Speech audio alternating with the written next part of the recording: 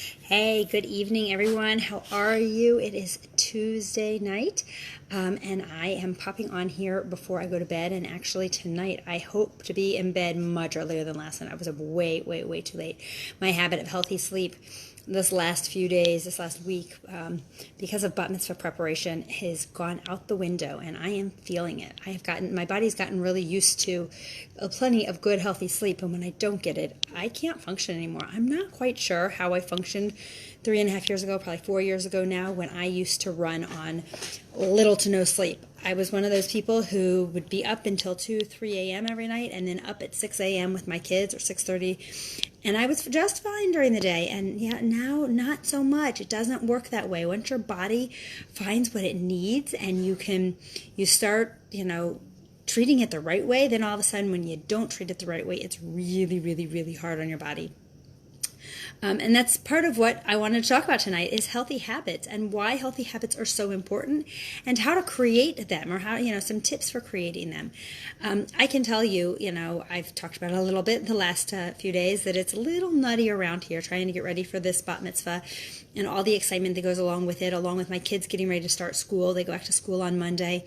This is their last week of camp, and they're in short half-day camps. And if you guys were watching my page this morning, my daughter, my eldest, was in for her annual, her routine bone marrow biopsy that she has done every year. And first of all, I want to thank everyone who either commented on the picture, giving prayers, or, I had a whole lot of people who reached out personally and privately asking how she was doing, and we really, really appreciate it. She is a rock star. She is a trooper. She is doing great. It's an outpatient thing. They go in, they put her under, they do it, and she goes home. And, but she's doing great. She'll be back to her normal life tomorrow, back to camp. Hey, Kathy. Thankfully, thank God, she's doing great, and we expect the results to be just fine. It's a routine thing to monitor her. So, for those of you who don't know, Emma was diagnosed when she was 2 years old with a very, very, very rare blood disorder. It's 1 in 10 million in pediatrics, and so it's usually a geriatric disease. And so in elderly people, if they live with it long enough, it always becomes a pre-leukemia condition. They have no idea how it plays out in peds because it's just so uncommon. And even in peds age ranges from birth all the way up to 21 years old. And so the majority of those 1 in 10 million that are diagnosed with it are in that 18, 19, 20, 21-year-old people. They're not 2 like she was. She was actually one of the youngest ever to be diagnosed. They wrote her up in some journal. I mean, it was a really big deal when she was diagnosed. But thank God, we thank God every day that she is healthy and she is growing and doing exactly what her body needs to be doing. And we see no bad side effects of her medications or symptoms of her issues, which is really, it's amazing, and it's a complete miracle. But that really sort of brings me to the idea of healthy habits, right? So when she was diagnosed when she was 2, I was not in a healthy place, right? She was 2. My middle was 6 weeks old. It was a rough time, a 2-year-old that's being diagnosed with some really rare disease, and a 6-week-old baby, where I'm totally crazy postpartum. I'm sure you can imagine what it was like. It was a bit nutty. And my healthy habits stunk. I had no healthy habits, right? I was not quite at my heaviest weight. I was at my heaviest weight when my son was born, which was 18 months later. But I was not in a good, healthy place physically, emotionally. Emotionally, I was crazy postpartum, whatever. Actually, people were pretty impressed. I was pretty stable through the whole thing, because that is one thing that I've always maintained, is being pretty level-headed in crisis times.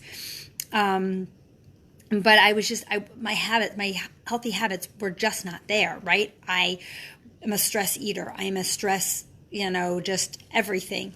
And those habits they were killing me, right? They were literally going to kill me if I didn't get it together.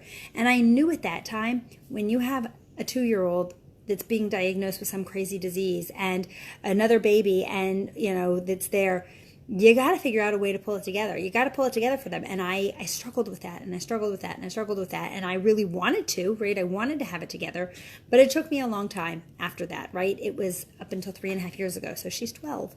So it was a long time, before I got it together from there to really start to have the tools to create those healthy habits. I always knew I needed them, but I didn't have the tools. I didn't have the resources. And enter my awesome coach 3.5 years ago, who gave me those tools and gave me that structure, and it was the right time. I mean, I needed it, and I went searching for it, and I found it, which that's the key. If you recognize that you need something and you start searching for it, what you're looking for, you will always find it, or it will find you. That's something that I've always learned and always believed, that when you really need it, it's given to you, right? God gives it to you. But creating healthy habits, any of us can do it, right? It's taking baby steps, right? The first thing when you're not in a healthy place, the first thing you want to do is identify the cause, right? It's so important to identify the underlying cause for your bad habits, right? Or for any habits, even for your good habits. But when you recognize the cause, then you can fix it. For example, unhealthy eating might comfort you, right? When you're feeling stressed, when you're feeling tired, when you're feeling bored, whatever those things all describe me. But once you understand that your mood affects what you choose to eat, you can then make a difference. You can then find a different outlet for that, whether it's journaling, whether it's taking a walk, whether it's doing a jigsaw puzzle. I'm naming all the things that I like to do. Whether it's taking a bubble bath, whether it's calling a friend on the phone, whether it is goofing around on Facebook or playing, Candy Crush. I'm not a Candy Crush, that's my husband, but, I like to play Rummy Cube on my phone. Whatever it is, something that you can do to pull yourself away from that. And when you acknowledge the power that your small action can have, it will help you start to see how to shift it into a more positive way, right? And remove that. So identifying the cause of your bad habits is rule number 1. Next things up, make a plan, right? Make a plan for yourself. Write down your promise to yourself, and then make a plan and a clear vision of where you see yourself and how you see your goal, what goal you want. Having that visible plan will make your objectives clear, right? When you're faced with a decision, there's no choice, right? When your objectives are clear and your goal is clear, there's no choice in there, right? It's either goes along with your goal, or it doesn't go along with your goal. One or the other. There's no choice in there, right? And it's going to help you go the right way towards your goal more frequently. We're all going to mess up, right? But that's okay, right? But it's going to help drive us that way. One of the things that I'll give you a clear example of making a plan. And I was actually having this conversation with a client earlier today. This is somebody who struggles when they go out to eat, right? They do great when they're at home, and they can plan all their stuff, right? Fantastic. But as soon as they go out to eat, it's all over. It's all done, right? But there's a way around that. We don't want you sitting at home and never going out with your friends, right? I want you to have a social life. I want my clients to be out there and doing the things that they enjoy. That's what we're building. We're building our bigger, better lives. So to sit at home so that you can measure your food, that doesn't work, right? That's not it, right? So that's not what we're talking about. But there are ways to do it and stay on plan. So the suggestion I always make to people is go online. If you're going to go to a restaurant, go online, pull the menu up on, ahead of time, decide what you're going to have, right? Pick it out. Know what you're going to have, and then share that plan with somebody who's going to be with you at that restaurant so that they already know ahead of time so that you're not going to change it, right? And that's something that's super helpful. My next tip is when you go out to a restaurant and you go in with your plan, you order first. Be the first person to order. A couple of things happen when you're the first person to order. First of all, you're more likely to stick to your plan, right? Because you're not hearing everybody else's grand ideas, right? I don't even ask for a menu because I've already made my plan. I know exactly what I'm getting, right? That's the first thing. Order first. Because when the first person orders healthy, everyone else follows suit. When the first person orders not so healthy, everyone else sort of follows suit. So have a plan. Know what you're going to do. Order first. Now, if you are somebody who can make a plan, have it all planned out, get into that restaurant, do great, and still get tempted and end up changing your plan, here is my kicker of an idea. and I have several clients who did this, and it works beautifully. They call the restaurant ahead of time. They put in their order before they've even gone to the restaurant. Right? Wow, shocker. So that when they walk in with their friends, their menus, their order's already in. There's no swaying. There's no changing their mind because they've already placed their order. And usually they get their dish first too. But it's already taken care of, right? Making a plan. So important, even if it's not about restaurant. That's just a great example, and it's an easy example for me to give you, right? Make a plan so that you know what your goals are and where you're going with them. Next, have a support system, right? I'm here for you if you need me as your support system. I would love to be your support system, but find who your support system is, whether it's a spouse, whether it's a friend, whatever, but somebody who's really going to support you and not sabotage you, right? Reach out to somebody who is going to support you no matter what it is. And share that plan that we talked about before, that I just talked about before, share that plan with them. And have them help hold you accountable. But having a community of like-minded people for me has been the biggest and best piece of this. Because not only do I have my rockin' awesome coach, and she is really awesome, but we have a whole community of people, that surround us as well to give me that support that I need all the time. And it's great. I love it. Right? So making sure you have a strong support system. And if you don't, find somebody that can be your support system, right? Find somebody. And like I said, come to me. I'll always support you, right?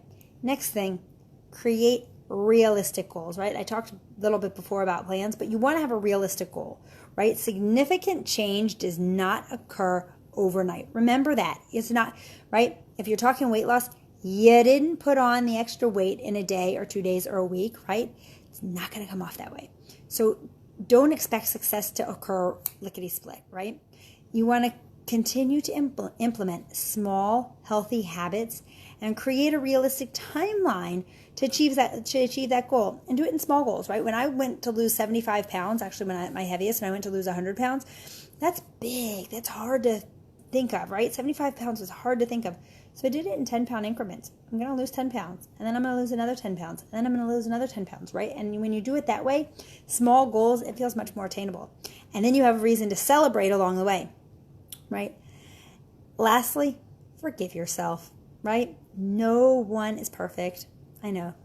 We all think we know somebody who's perfect. No one is perfect, okay? If you make a mistake, just don't give up on yourself, right? Just move on, right? And every mistake that you make, we all make mistakes, but take it as a learning experience, a learning opportunity, right? Every mistake, every slip up provides us with very, very, very valuable information. It provides us on insights on things that might be stressors, on actions that we might need to take to stay on track, right? And the longer you keep getting yourself back on course when you make mistakes, because we're all going to make a lot of them. I make mistakes all the time. We all do. That's just reality. But the longer you stay, if you make a mistake, the longer you stay off course, the bigger the setback you're going to have. So just when you make a mistake, get right back on, right? It's sort of like when you're, we say get right back on the horse, but that literally is what it is. I'm from horse country. I grew up in Louisville. And literally that's what we tell people. When somebody falls off a horse, get right back on, right? Same thing. In my plan, it's so awesome because we're eating every 2 to 3 hours. So even if you mess up, 2 hours later, you're right back on plan. And that's key. It's super, super, super important. And those healthy, having healthy habits, establishing healthy habits is what's going to get you through everything, right? I've talked about this before. Willpower doesn't do it. Willpower is not going to cut it. Willpower, if you rely on willpower alone, the food or whatever it is that you are trying to keep your willpower yourself away from is going to win every single time. Every time. It may take a day, it may take 6 days, it may take 6 weeks, it may take 6 months, but at some point that willpower is going to fail and it's going to, and whatever you're trying to willpower out of yourself is going to win, right? But when you create healthy habits and when you have a strong why, that all changes, right? Sometimes, as I said before, we're going to have setbacks. We're going to make mistakes, but it happens less and less frequently. Or those setbacks aren't the setbacks or the mistakes aren't quite as harsh as they would have been and other times, right? Super, super important. So I'm going to sign off and hope you have a great night. It is 5 after 11 and I am actually exhausted. I was up way too late baking challah last night. I started much earlier tonight, so my challah is out of the oven. It's cooled. I can go bag it up, and I'm going to throw it in the freezer so we have it for the bat mitzvah. And I'm going to go get some healthy sleep because that is one healthy habit that has been lacking for me lately. And you can see my pile of boxes behind me is growing. That's all bat mitzvah stuff that I got to deal with tomorrow. So it's busy around here. But I hope you have a great night working on your healthy habits. If you caught this live, hey Gail, that's what I was going to say. If you caught this live, put in hashtag live. If you pick this up in the replay, let me know and give me a hashtag replay since I'm winding down now. But I hope you have a great night and I will be back tomorrow. And if you want to catch actually an awesome Zoom webinar tomorrow night that's open for everybody, it will be about figuring out what you want to accomplish and taking some steps how to do it. So, if you want to get on that Zoom call, it is not just for clients, it's for everyone. These have been phenomenal. Last week's was amazing. It was on figuring out your why. If you want the recording for that, let me know. I will send it to you. But tomorrow night's is on knowing what you want to accomplish, figuring out what you want to accomplish in your life and how to go for it. So let me know if you want that link to the Zoom link. Have a great night, and I will see you back here tomorrow night. Bye.